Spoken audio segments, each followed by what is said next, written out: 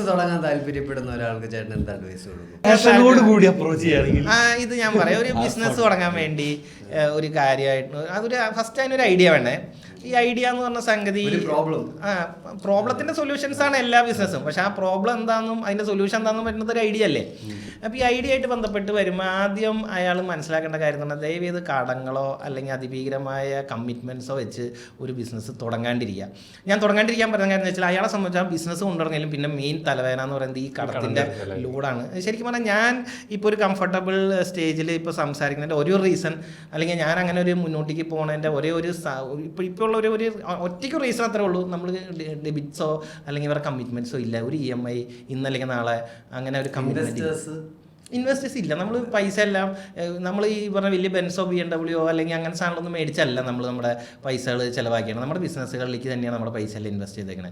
നമ്മൾ ഒരു കാരണവശാലും അത് ഡൈവേർട്ട് ചെയ്ത് പോകാണ്ടിരിക്കാൻ മാക്സിമം ഞാൻ എന്നെ തന്നെ കൺട്രോൾ ചെയ്തിട്ടുണ്ട്.